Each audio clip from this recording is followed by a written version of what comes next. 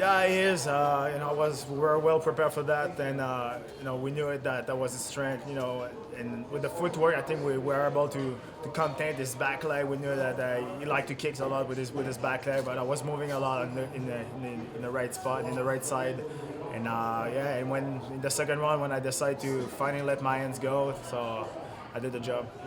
Did it remind you a little bit of Anderson Silva? You have like a long Muay Thai guy, it's a submission game. I don't want to have lack of respect of Saunders, but I can compare Saunders to Anderson Silva. When Silva was 10 times more complicated, that was very, very complicated against Silva. What's been the secret? What's been your secret? You've been in here since like UFC 2 or something. I don't know. No, my first fight was UFC 50. It's in 2004, so it's almost 12 years ago. It's I don't know. Now it's with the knowledge, experience, you learn how to work better with your body, and you learn how to get better people around you too. I think that's the key. It's I think it's a skills to are able to have people, good people around you, and I think I got it. When you started the UFC, it was 205, correct? Yes. Did you have always been a welterweight, or is it just you No, wanted to maybe. eat a lot more food back then? No, yeah, for sure. I love food. I love wine. I love everything, man. But the thing is, when I fought Tito, everybody saw that I was too small at 205 to fight in international. In Canada, I was okay at that time. I had a nice run at 185. I had a title fight, but like I said, with the knowledge, with nutrition, now with the dehydration, all those things, those guys are able to cut from bigger and they're taller. And I've been always okay middleweight, but at the end I was a small one, so I had to make sacrifice to drop at 170. And I'll lie to you if I will thought that I will give a second life to my career at 170, but everything's going well now. Is it just as fun as it was back then? It is. It is. I say that many times in the interview. I don't need to fight to live well. I did what I had to do in the last 3 or 4 years to build my after career. And now, if I stop fighting, I'm not gonna change my lifestyle. And now it's 10 times less stressful to fight, because this is not. I don't have the pressure to absolutely win. That's the goal. The goal, I want to win. I want to be a number one. I want to be a world champion. If not, I will stop if I don't have the desire to become world champion. But right now, I'm just enjoying every moment of that. Now, most of your professional fights have been in your own city, pretty much. Yeah. Montreal, right? So, do you still feel that's how you always be known as a guy representing at least your city or your province or your country, or do you think you've transcended that? You're more of like a global personality at this point, since you've been around for so long? I don't want to sound cocky, but I think everybody likes me. I don't play a game. I am who I am, and I try to give a good performance every time I fight. I never did a really big trash talk. I always respect the sport, respect the company and my opponent.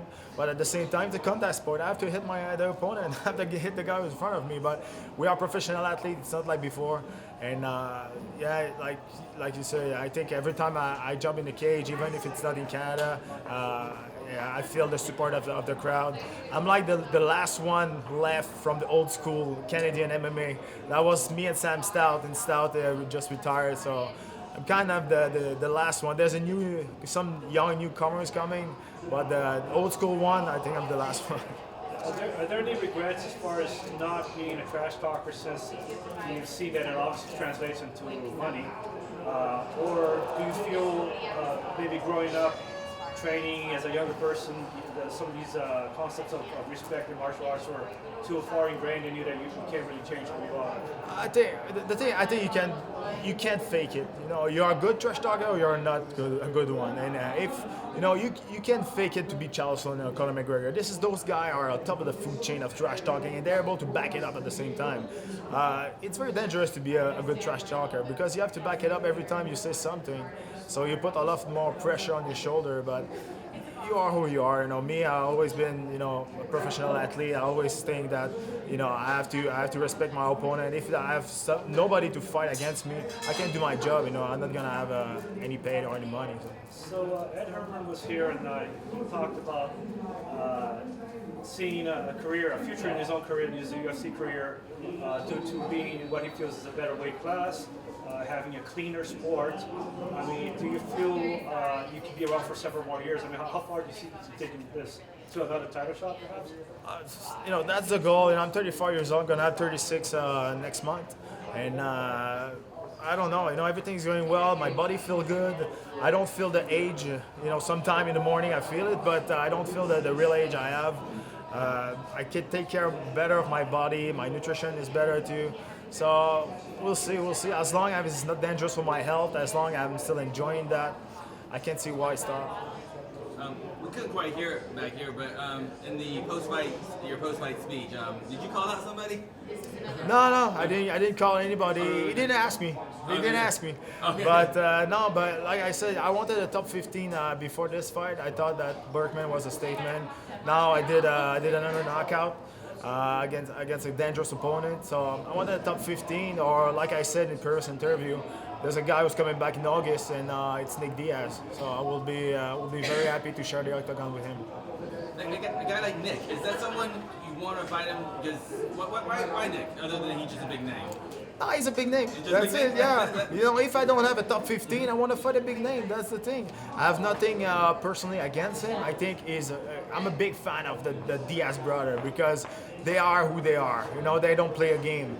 But I know he's going to bring it. I know it's going to be a fun fight to promote. I know it's going to be a fun fight to get in. But if it's not him, I think now I really deserve to be in the top 15 and have a fight against a top 15 guy. Now, for several years now, you've been known as a guy with a really good chin. Now, is that a blessing or a curse? In other words, has it gotten you out of trouble, or does it make it so maybe you're less likely to defend yourself? I mean, how does that play out? I always say the same thing. When you have a good chin, you're lucky, man. You have to protect that. The old mentality. Those guys were in the middle of the cage and they exchange toe to toe, and to see who's the first one's gonna drop. Yeah, that's the thing. Like a lot of fighters, but now you can train to have a good chin. You can't go in the gym and go, okay, hit me, I'm gonna have a better chin. It's not working like that. So when you have one, you have to protect your chin, and you can save your life when you get in exchange toe to toe and you receive a punch. That's exactly what happened to me against Silva. When he landed his shin right in my face, I opened my eyes and I was still there. I was all right, okay, cool. That's a good chin. I have a good chin, but that's the thing. Has your opinion changed, Anderson Silva, in recent years? No. I think it's bad that what happened is gonna put a shadow on his legacy. But as long as what he did before, everything you take, steroid, PED, all those things, it's not giving you skills. And Silva was winning fight because he had better skills than everybody else. That's the thing. He cheated. He got caught. Hey, it's bad. It's gonna put a shadow on his legacy, but you can't take away everything he did in the past. How often are you training with George St. Pierre? Never. I don't train with him. We don't. He trained at TriStar. I train at Brazilian Top Team. We know each other pretty well.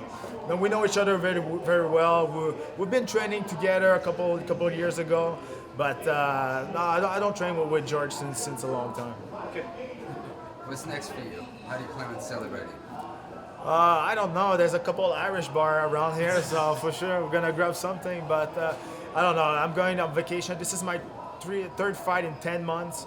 I always say the same joke that maybe for Donald Cerrone it's a small week, but for me it's a big year. Fighting 3 times in 10 months, and I'm gonna go on vacation and maybe take a couple months off. My body need him, and my wife too. So you'll be back at 205 in a few days. Oh, probably tomorrow I'll be around 205 for sure. Awesome. Thank you, sir.